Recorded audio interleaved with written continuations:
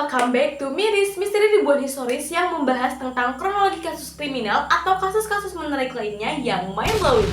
Oke guys, di video sebelumnya kita udah pernah ngebahas tentang seorang anak yang tinggal di alam liar bernama Oksana Malaya. Jadi anak itu tuh tinggal di kandang anjing sehingga pada saat dia ditemukan, dia itu manusia yang menyerupai hewan anjing. So di video kali ini juga aku bakalan ngebahas tentang seorang anak yang sama-sama tinggal di alam liar, namanya Jenny Willy.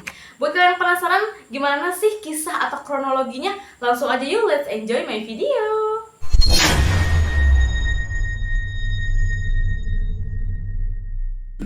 Oh ya guys, sebelum kita masuk ke kisahnya Jenny Willy ini, kita akan membahas sedikit background dari orang tuanya.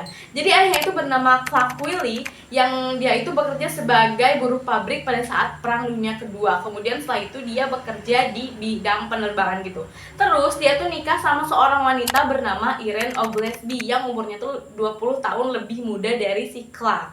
Jadi kalau misalnya si Clarknya itu masih kuliah, nah si Irene-nya tuh baru brojol. Jadi kalian yang belum pada nikah, belum punya jodoh, tenang guys, kali aja jodoh kalian itu baru brojol. Dan guys, ternyata si Clark Willy ini merupakan seorang yang nggak pengen punya anak alias child free. Tapi nggak tahu gimana ya, mungkin zaman dulu, kan ini kejadiannya zaman dulu ya, tahun 19-an gitu. Apa kayak belum ada KB apa gimana ya? Ternyata si Clark Willy sama Irene itu tetap hamil guys, dan lahirlah anak pertama. Tapi karena emang dasarnya si Clark ini gak suka sama anak gitu ya, ketika mendengar tangisan anaknya dia tuh malah marah dan mengurung anaknya yang masih bayi itu di garasi motor.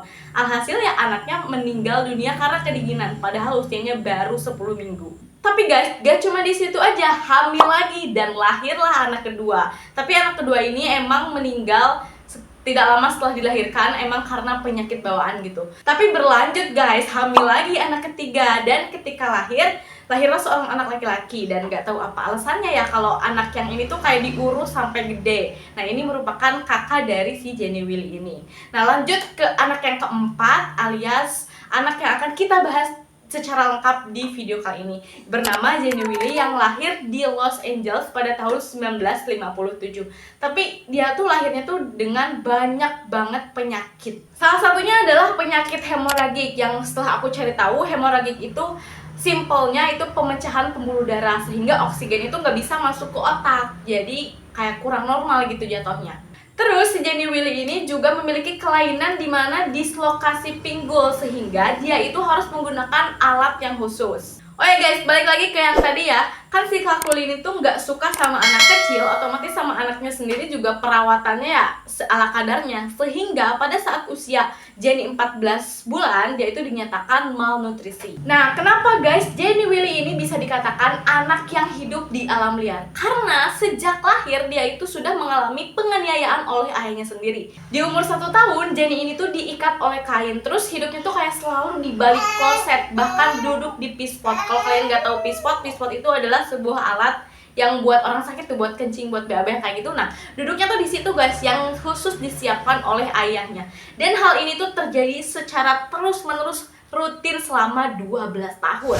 Selain itu, Jenny juga nggak dikasih makanan kayak sesuai usianya gitu. Jadi dari kecil sampai 12 tahun dia itu cuma dikasih makanan berbentuk cairan. Jadi dia nggak pernah ngunyah, nggak pernah kayak ngerasain seblak, bakso, apalagi itu jauh banget. Terus si Clark Willy ini juga kalau ngasih makan atau nemuin anaknya, dia tuh nggak pernah ngajak ngobrol kayak, halo kamu gimana, ada yang sakit gak apa gimana, enggak guys. Dia itu malah menggonggong seperti anjing, kayak nyotoin nggak bener gitu. Emang si Clark Willy ini mungkin agak-agak ya guys ya. Terus ya guys, manusiawi ya, kalau misalkan suatu hari si Jenny ini sakit, dia tuh pasti kan kayak ngomong atau mengeluarkan suara. Nah kalau misalnya si Jenny ini mengeluarkan suara, dia pasti disiksa sama ayahnya. Nah guys, meskipun hal ini tuh terjadi di rumah, tapi si kakaknya si Jenny yang tadi tuh anak ketiga sama ibunya tuh kayak gak berani gitu buat ngebebasin si Jenny, karena mereka juga ternyata takut sama si Clark Willy ini.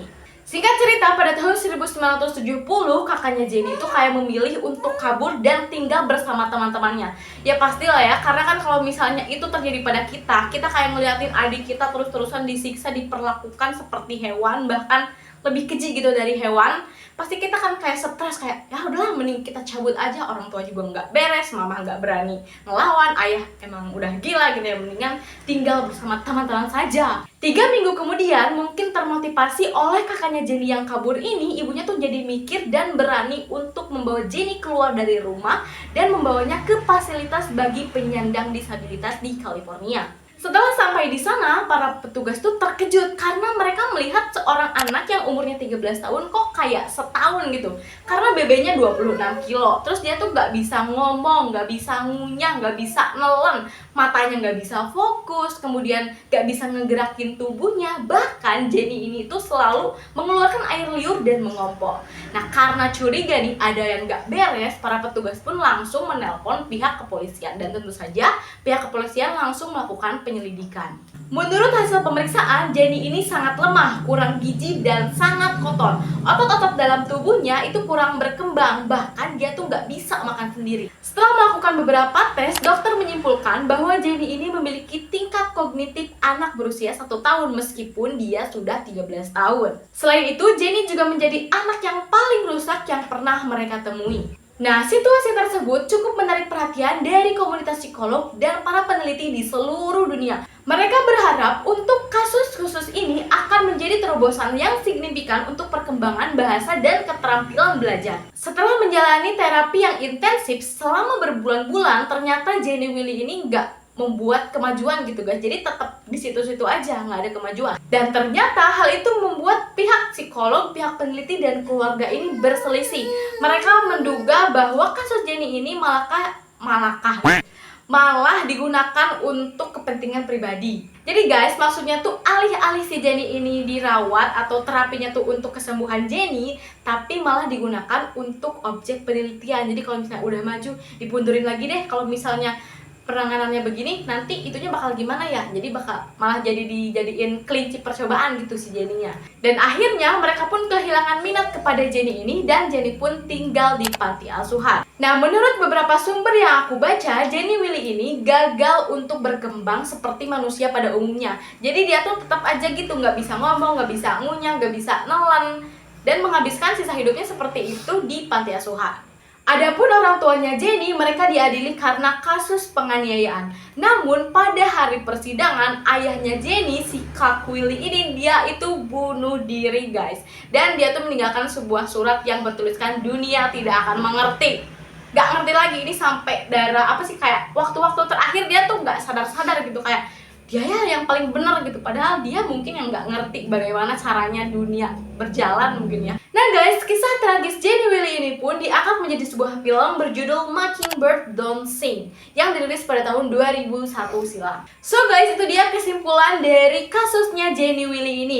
Mohon maaf banget kalau misalnya ada banyak salah-salah kata ya. Kalau kalian misalnya punya fakta menarik lainnya tentang kasus Jenny Willy ini, atau misalnya kalian ada ide nih aku harus bahas apa di next konten, boleh banget komen di bawah ya. Thank you banget buat kalian yang udah nonton. Jangan lupa like, comment, dan subscribe. See you on the next video. Assalamualaikum warahmatullahi wabarakatuh. Bye bye.